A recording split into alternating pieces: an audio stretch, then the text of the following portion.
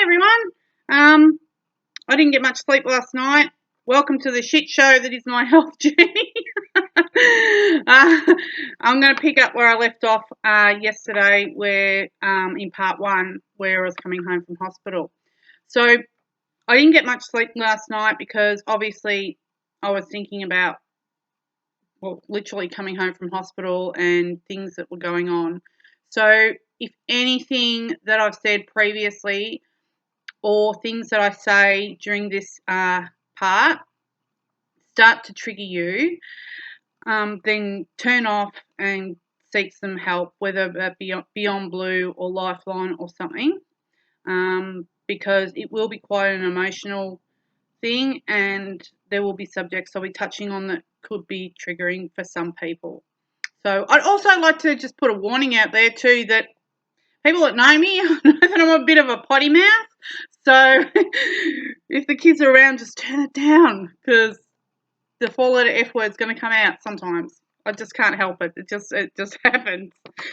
So yeah. So where I left off yesterday was Ash had come and picked me up at the hospital and brought me home. So before that had happened, of course, they were getting ready to discharge me, and the neurologist had come and see me in hospital, and I really wasn't in the right state of mind for anything. I was going home, and I was just over the moon about coming home to see my kids and see Ash and have physical touching, seeing, all that sort of experience that I had not had for literally 2 weeks.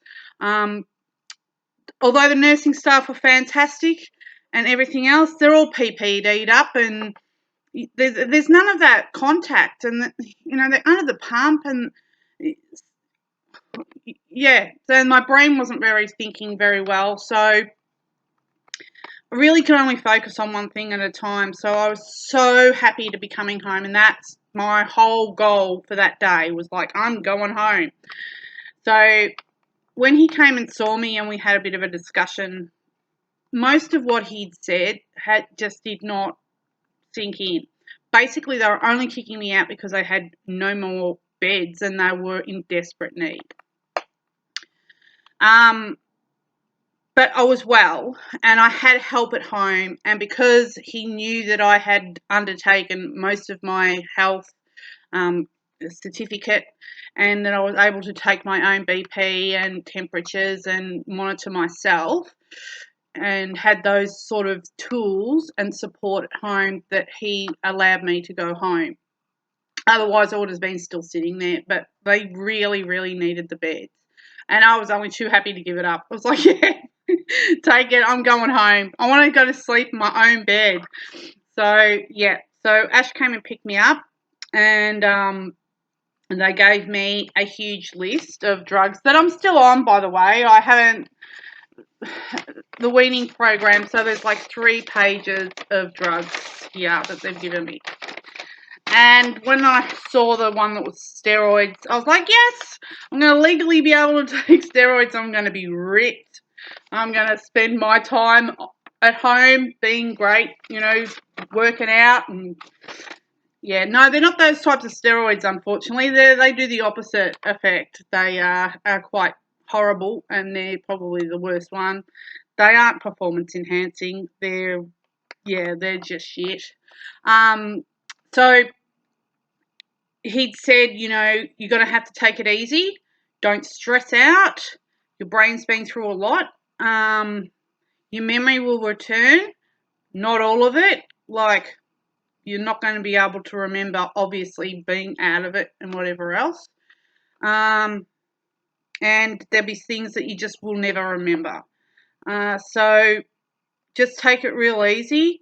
Don't do too much. Obviously, you're immobile, because I wasn't walking unaided. And there was lots of things I couldn't eat. There was a lot of swelling still on my brain, so they gave me a big dose of bloody antibiotics that I literally only finished like a month ago. So he said it'd be like 6 to 8 weeks before I was back to normal and back to work. And he would speak to me in 4 weeks' time. his clinic would contact me and blah, blah, blah, blah. Yeah, cool, let's go. I just want to get out of here. So Ash came pick me up. We came home. So in the whole drive home from Monash in Clayton to Rosebud took about an hour and a half. And it was just an emotional roller coaster. I was just so glad to be leaving, but at the same time, I was like, "What has just happened to me? Like, what's been going on?" Like, I still don't remember. And the frustrating bit of not being able to remember is that I wanted to know. For me, that was a control thing. I can't control everybody else or anything else, but I can control how I think, feel, and behave. And the fact that I'd lost all control over my mobility, over my independence, over my memories, over my speech, over my behaviour in general to people was horrible. And so I wanted to remember what had gone on.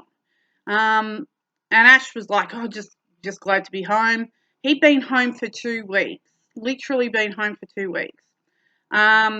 He had to take holidays because I was in hospital and the kids were homeschooling. That would be a problem. But I mean, he couldn't come up to the hospital and see me. He had to be contactable. So, so he'd had 2 weeks off. So we came home on the Friday in the afternoon, and I got home and I was just glad to be home, and got home, saw my kids, had a bit of a cuddle. Unbeknownst to me, Ashley had not told the kids a hell of a lot about what was going on. There's 2 reasons he did that. Firstly, there was nothing they could do about it, even if they did know.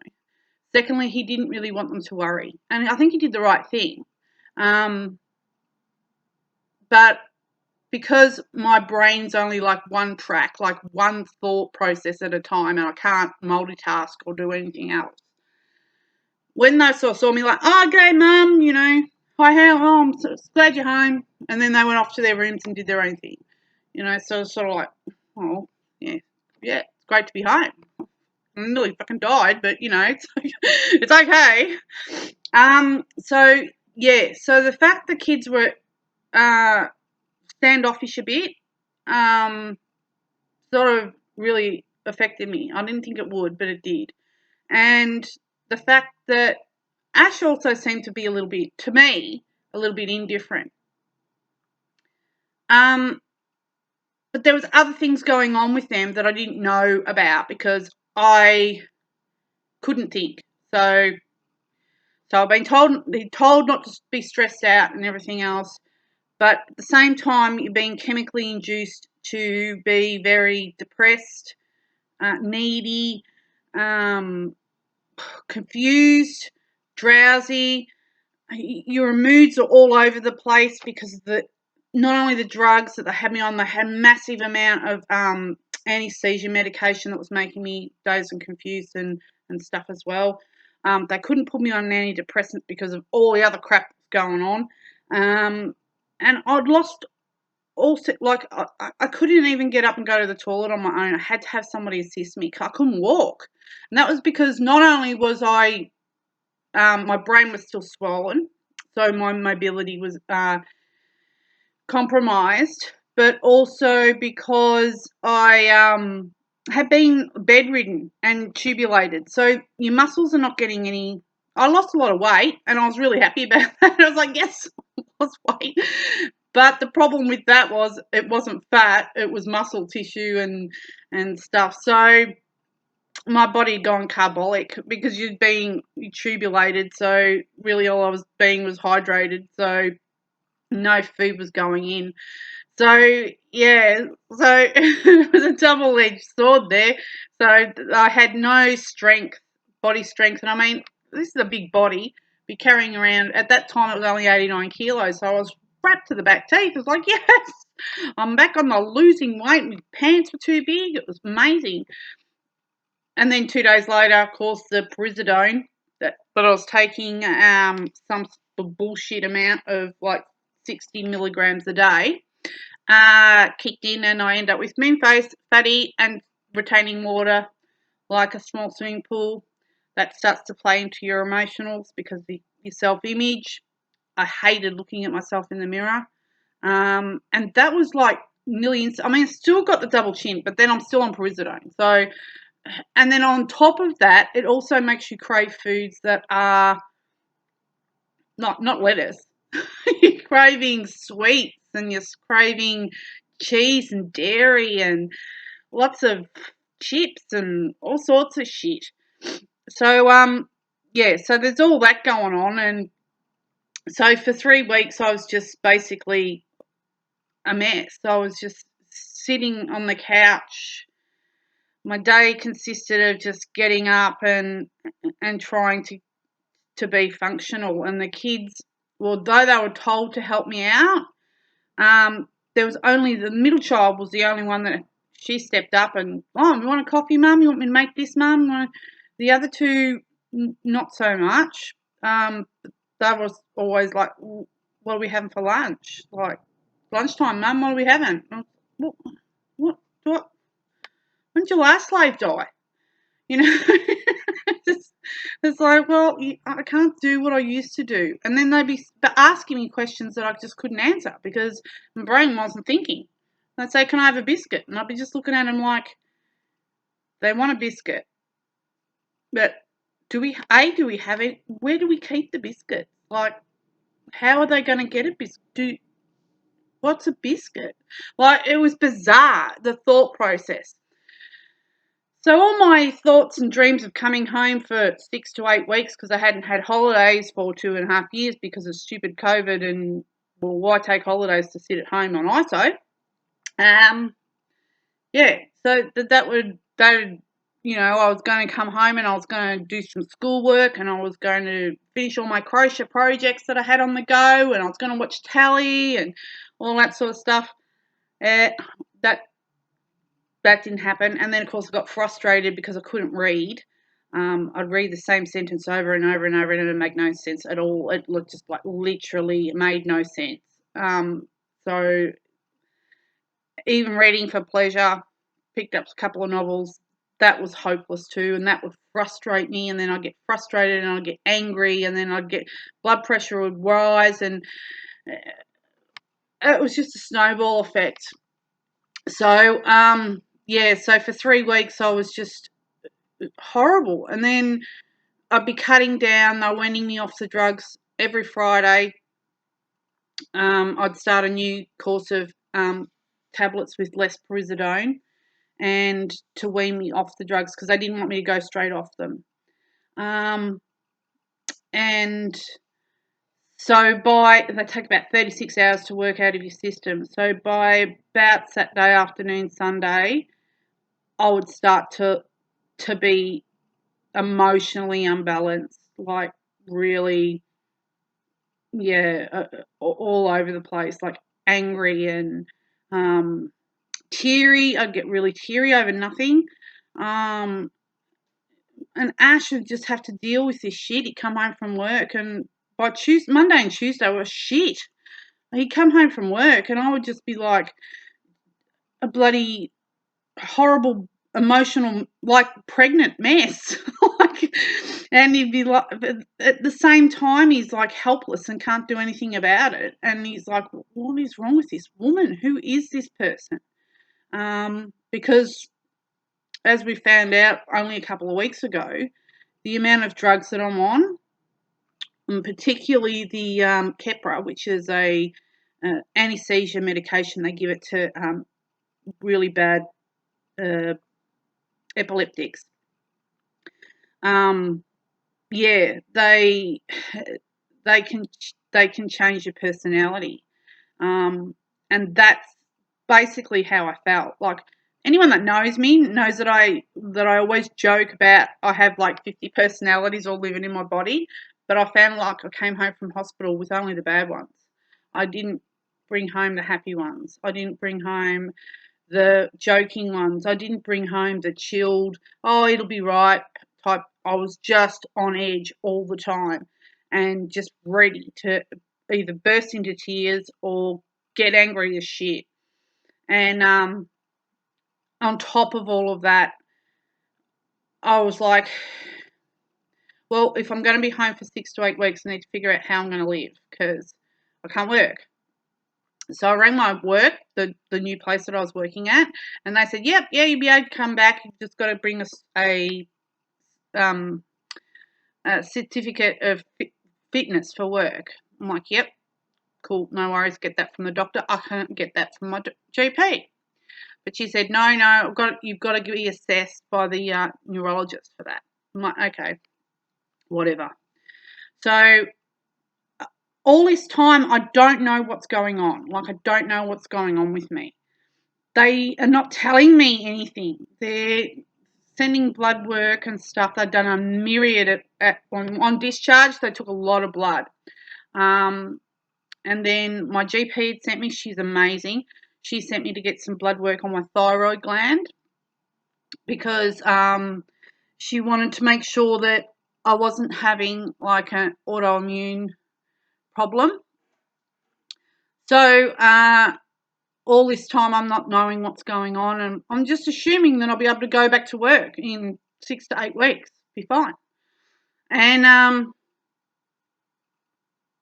yeah, so I started trying to contact the government because being in aged care, we're told that during COVID, if you're sick, don't worry about it. We'll look after you. You're an essential worker and your role is important and we will look after you. But when I contacted them, the JobKeeper was on its way out because excuse me, because restrictions were going to be lifted and so people were going back to work. So JobKeeper was being phased out. They were not taking any more applications for JobKeeper. They said, oh, we'll go for JobSeeker or whatever. So, which is basically the unemployment benefit. So I tried that, but Ashley's income was too much by $50 a week. So, yeah, that's great. So they said, yeah, you're not entitled to anything at all. So try for the sickness and disability benefit. Well, I couldn't get that because they needed to have in writing what was a diagnosis to start with, and then they also needed a treatment plan, which I wasn't able to get from my neurologist or my GP because no one knows what's going on. So it was just a constant. I spoke to my sister and I said to her, this is how I feel. Like I feel like I get up in the morning and I'm like this little mouse on a treadmill, and I get on that treadmill and I go all day until Ashley comes home, and then he stops the treadmill for like 5 minutes. I have an emotional breakdown, and then I get back on it again and spin around until I go to bed. That's how I feel. But also in that time, between 9 o'clock and 3 o'clock, when my drugs are supposed to be given out, then there's this little wanting to have a sleep, and then there's all this confusion, and because the drugs were like knocking me around something shocking. So if I wanted me to be lucid at any point in time, you had to speak to me before 9 o'clock, before I had any drugs, and then after bloody 6 o'clock at night, when the drugs that I had in the afternoon had allowed me to have a nana nap and reset. It was bizarre. It was a really horrible existence, and trying to remember things like just because I could put faces to people, but I couldn't put names to anything. Like I just did not know people's names. I'm sorry. I'm just going to have a little bit of a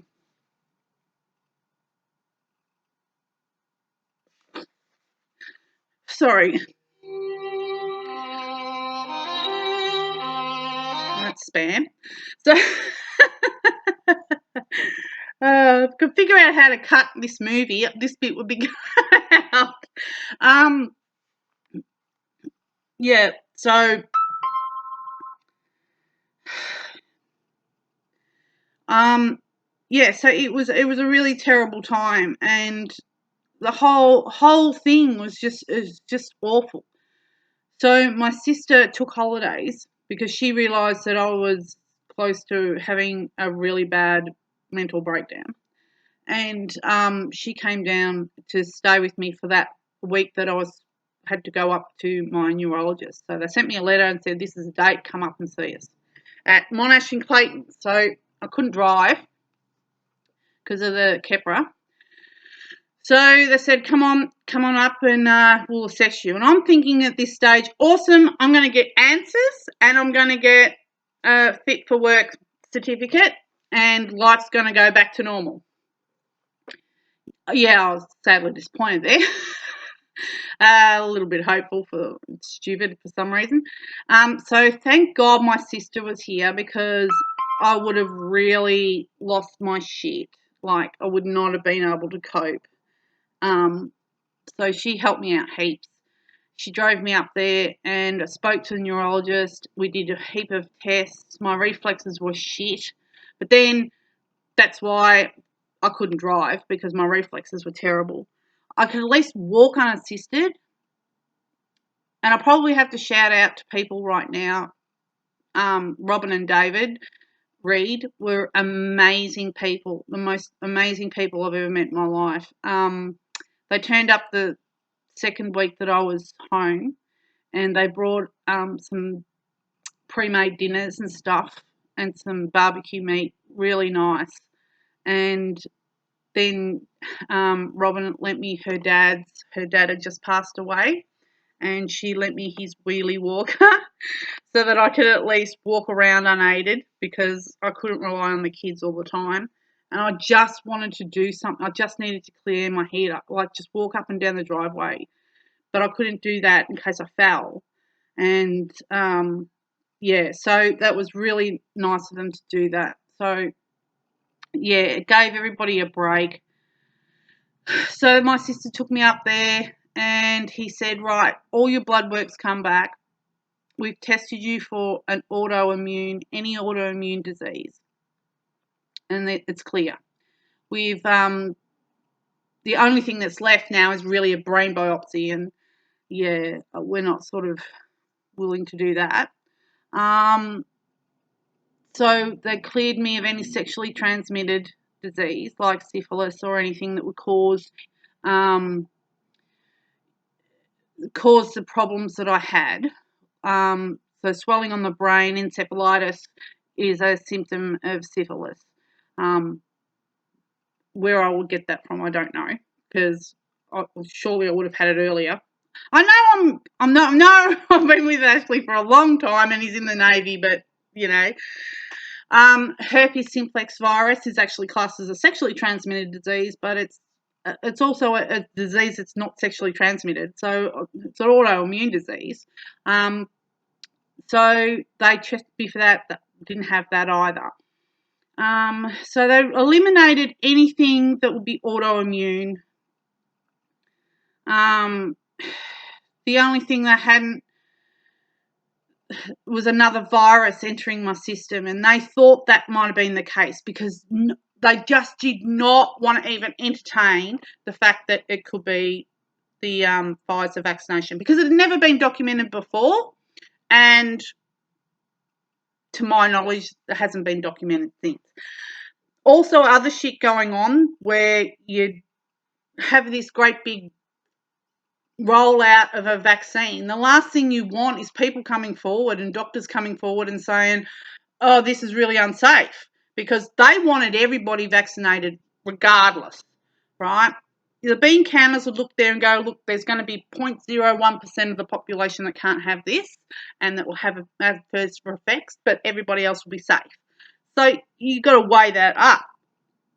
I was a bit annoyed that they wouldn't accept that that's the case. Like, they just won't accept that that's what it is. Just say it. I get it. I'm not asking for compensation. I just want what is due to me, you know. So, and then I can know that that's what it is, and I've got safety in the fact that I can move forward and get some other jab that doesn't have the things in it, well, mRNA. That's what I was worried about. So he couldn't give me any answers on anything, and then he said, oh, no, you can't go back to work. I can't give you a fitness thing. and we need to book you into Vixis to get vaccinated. I don't understand. And it's like, well, we think what's happened is that when you've had the vaccination, your body has done exactly what it's supposed to do. It's been fighting off the COVID virus, and it's been multiplying, giving antibodies and all that sort of stuff. In that time, my immune system was compromised by another virus entering the system. What sort? They're not quite sure. But it's overloaded my system. My immune system decided it can't cope with all this and started attacking itself like little Pac-Man cells, all eating each other. And it just ate in everything. T cells, white blood cells, bloody plasma, proteins, whatever the friggin' hell it decided to eat. It was just going off. Nah. So that's what's caused it. So encephalitis in itself is not a disease, it's a symptom. So if you have a cold, one of your symptoms will be your runny nose. Well, encephalitis is a symptom of something else. And that's swelling on the brain, and it can be deadly. So, yeah, they've ruled out everything and just said, well, we're going to send you to Vixis to see what the immunologist thinks and get you vaccinated. And you can't go back to work until you're vaccinated. Okay, fine. So I rang work, and my cool boss had left, and the facility manager at the place said, oh no, the government is very clear and concise on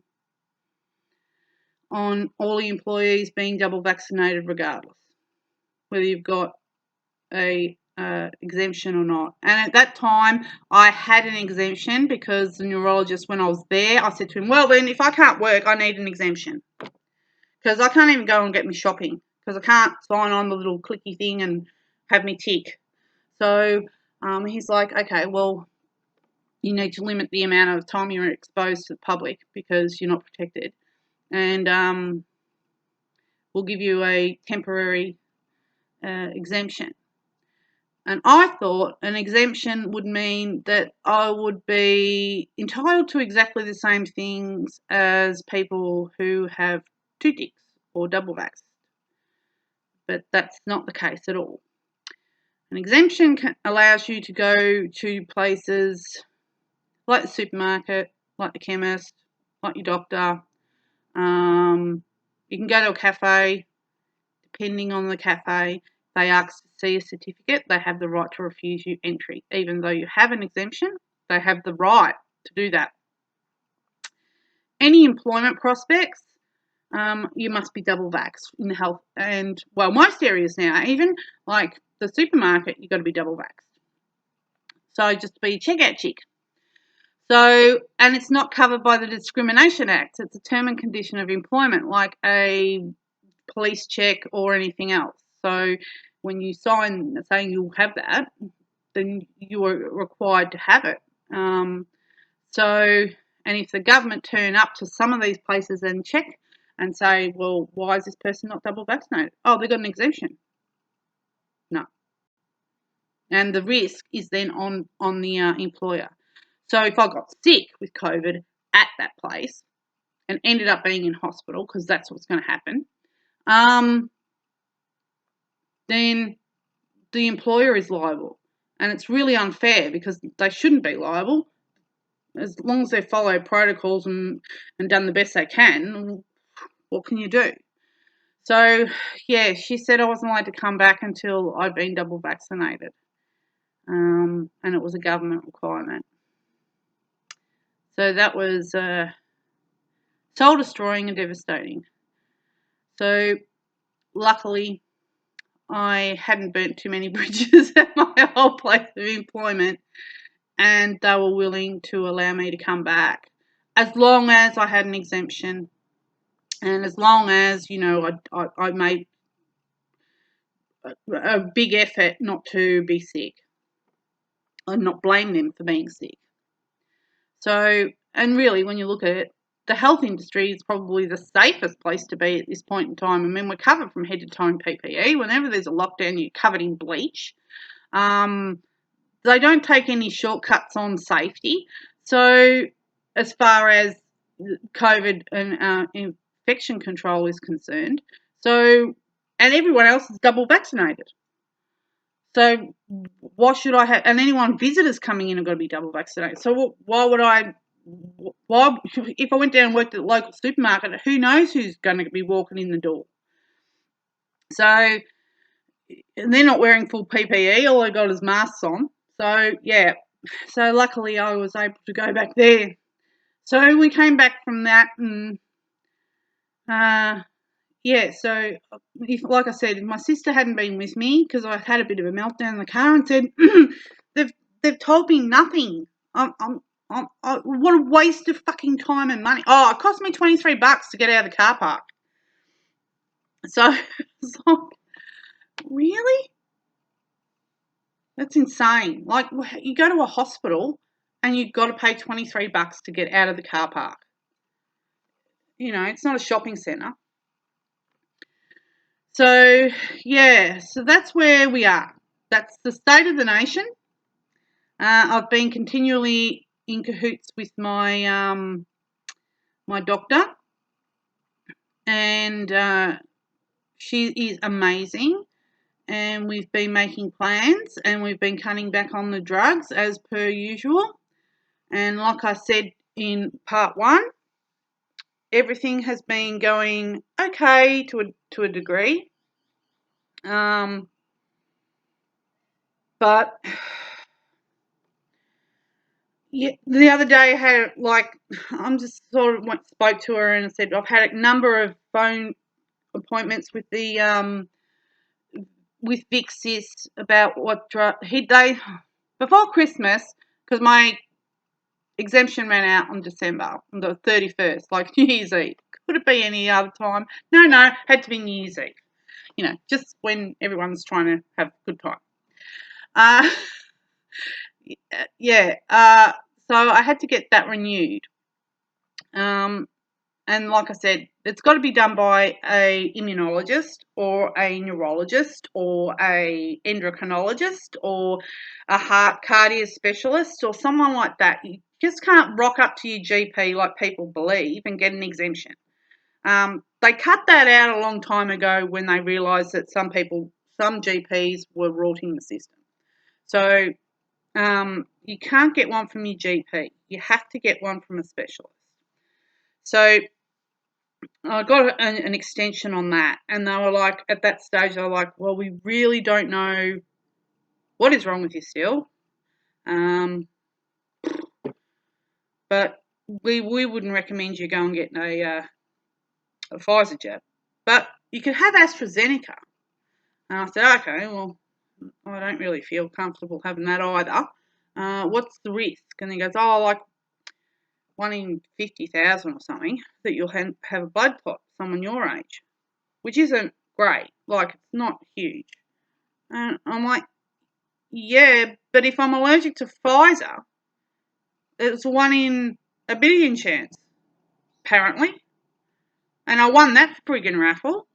What do you think I'm going to win the AstraZeneca one? The chances are pretty high that I'll end up with a stroke and be... So I'm like, I'm really not happy with that. And I said, I'm waiting for the Novavax. Novavax is a protein-based vaccination.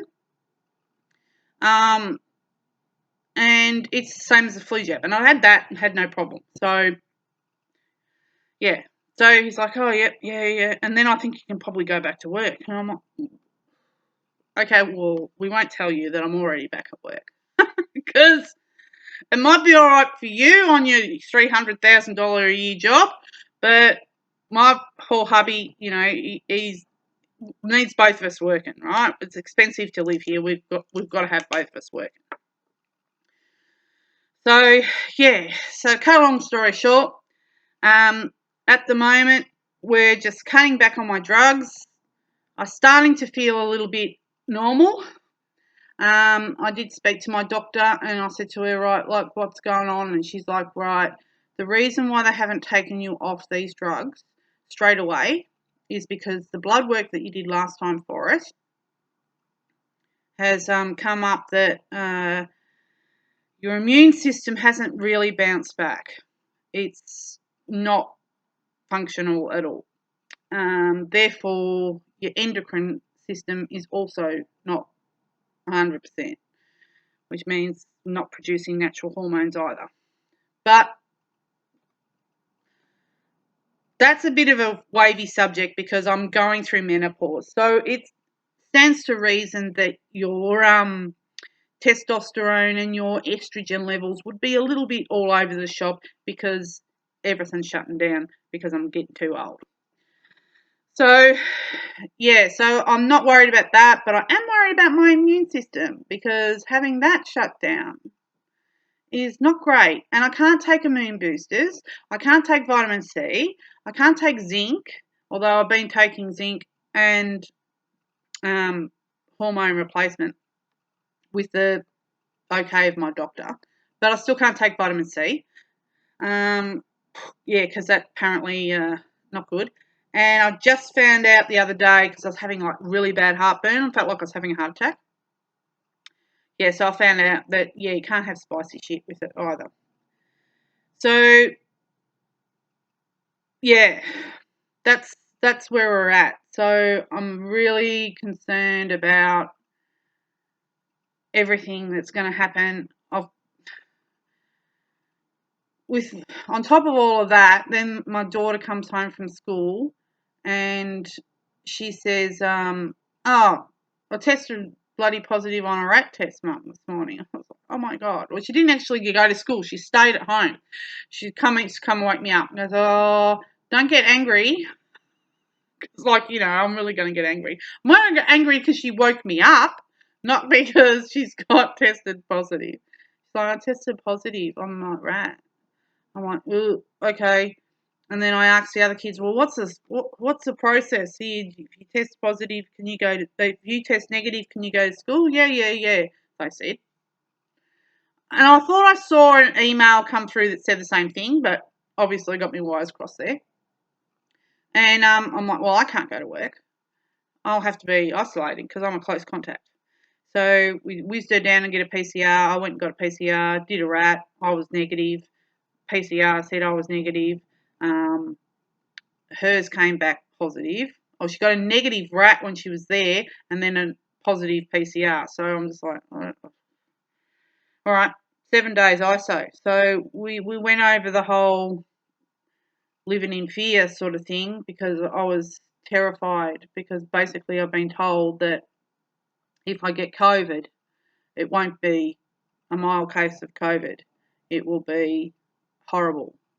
I was told that also that having my children double vaccinated would make a big difference because it would lessen the impact of the virus if I caught it from them. That's been since debunked. That's not true. But it doesn't matter now. I've had them vaccinated. Ashley's vaccinated. So all of us were home. Well, except Ash, he had to go to work because apparently he only has to not go to work if he's test positive. I don't know how that works. And this is the whole thing that I don't get with this COVID bullshit is it's one rule for one person and one rule for another. Why can't we just all have like a standardized protocol in place? So if close contact is your immediate family, or someone that you work with, whatever, and we all have to be tested, or if we test negative, we can go to work. Why? It's insane. It's insane the bullshit rules with different industries over on who's a close contact and who's not a close contact, who's got COVID, who hasn't got COVID, who's had 3 boosters and who's had one, and what. It's so confusing on so many levels. So, but I was just, really scared that if I got it, I was going to be sick. And I was going to be in hospital. There's no two ways about it. That's how it is. Not much I can do. And that's why I get so worked up. That's why this video is so important, because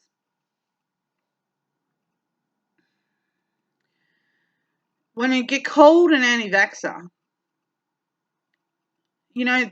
that's not nice, because I just want people to walk away from this video and just say, perhaps I won't call someone out if they're not vaccinated, because we don't know why they're not vaccinated. Not all of us who are anti-vaxxers are by choice, or you could be by choice, and you have every reason to. After going through what I do, thinking now even of going and having a jab is just the most anxiety-inducing thing ever. Like, I know rationally in my brain that nothing's going to happen, but in the same time, no one can tell me 100% that it's not going to happen again. And then if it does happen again, am I going to be lucky enough to walk out without any brain damage? Because that was a true. They told me that when I was discharged, that I was very lucky to not end up being brain damaged. And for a long time there, I thought I was. I thought, that there was something wrong with me. And when I voiced my opinion to my doctor the other day and said, look, I'm really anxious about getting the jab. I know it's going to be fine. I've had that type of thing before, but they just can't tell me 100% whether or not it's Pfizer jab that has caused this issue, or whether or not I have an immune deficiency somewhere, an autoimmune problem that will be triggered by having any vaccination. They just can't tell me that. And that's where the fear lies, because there's that possibility. So I am really, really anxious about having a vaccination. But if I don't, what's the alternative? There is no alternative, because we've got to live with this. It's going to be here forever. So we have to live with it. And I'd rather not die in hospital on my own, or come out of hospital half the person I am. Because it's taken me 5 months to get to where I am now, about 6 to 8 weeks. So, it's scary. And to have people knock you or say things that are like, I know most people don't know, but before you open your mouth and you call us all a bloody dirty old super spread and bloody anti-vaxxer, just have a thought that maybe they're anti-vaxxer because they could die. And if you're given the choice, are you going to have a jab that could kill you or make you brain damaged? Or are you going to just take your chances with the lotto of COVID? And unfortunately, I'm in a situation at the moment where I've just got to take my chances with the lotto of COVID until next month when I can get vaccinated. And then I'm sure it's going to be fine. I'm just getting over emotional. And I did speak to my doctor about that, and she said it's the drugs. Don't worry about it. Yay! I know I'm not pregnant, so that's fine.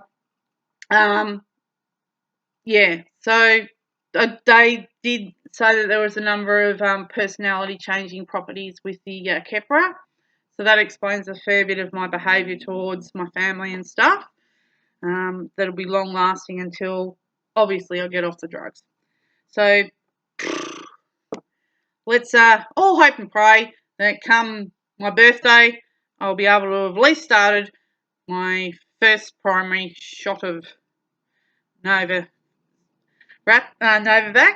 And it's just getting an appointment and getting supply of the stuff at the moment that's the issue. So I think I just got a message from work. So other than that, I'm going to love you and leave you. like I said, I hope this clears up some questions that people had. And yeah, so just letting you know what the state of the nation is. Might even do an update after I've had my complete course of the jab, and this is what I am. Everything's gone fine, and I'm back to normal self. All right then. I'll see you later, girls. See ya.